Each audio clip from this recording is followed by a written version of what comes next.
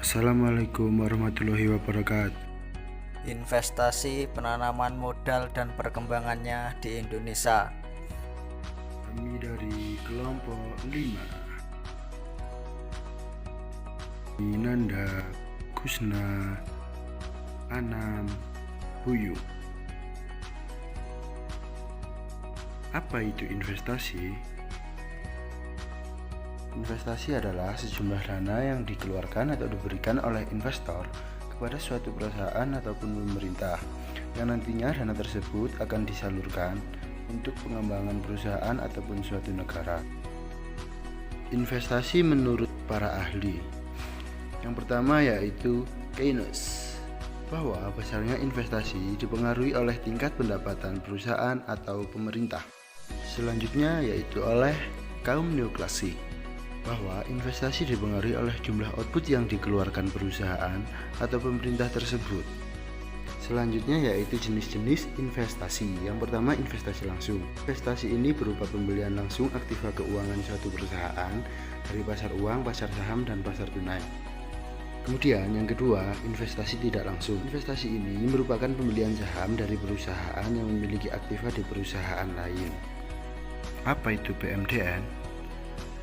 Penanaman modal dalam negeri. Jadi, PMDN adalah investasi atau dana yang bersumber dari penduduk negaranya itu sendiri. Apa itu PMA? Penanaman modal asing. Jadi, PMA adalah investasi atau dana yang dikembangkan dalam negeri, bersumber dari asing yang nantinya dijadikan pengembangan suatu negara atau perusahaan yang berupa infrastruktur, transportasi, dan yang lainnya. Investasi menurut Islam berdasar pada Al-Quran, surat Al-Hasyr ayat 18, yang artinya, hai orang-orang yang beriman, bertakwalah kepada Allah, dan hendaklah setiap diri memperhatikan apa yang telah diberi untuk hari esok, dan bertakwalah kepada Allah, sesungguhnya Allah Maha mengetahui apa yang kamu kerjakan.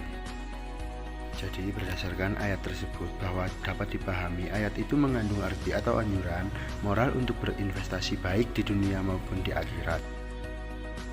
Perkembangan investasi di Indonesia. Yang pertama adalah pada masa ini perekonomian maupun investasi tidak berjalan mulus, bahkan bisa dibilang sangat buruk. Ini diakibatkan ketidakstabilan politik dalam negeri, seperti munculnya G30 SPKI yang membuat perekonomian pada masa itu menjadi semakin terpuruk.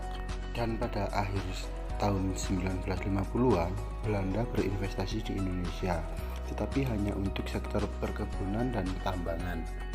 Kemudian pada masa Orde Baru, investasi sangat tinggi yang membuat perekonomian sangat pesat. Tetapi pada tahun 1998 terjadi krisis ekonomi yang mengakibatkan perekonomian dan investasi runtuh.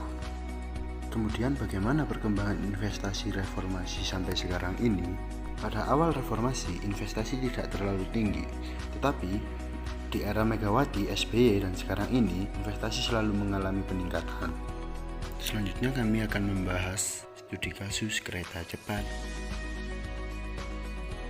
Jakarta-Bandung. Pada tahun 2016, Tiongkok menyuntikkan dana kepada pemerintah Indonesia sebesar 5,5 juta US dollar untuk pembangunan kereta cepat Jakarta-Bandung, kurang lebih sepanjang 150 km, dan ini menuai pro dan kontra. Jadi kesimpulannya, investasi di Indonesia mengalami fluktuasi di setiap rezim pemerintahan. Semua hal itu tergantung pada kondisi keamanan politik, perekonomian, dan hal lainnya.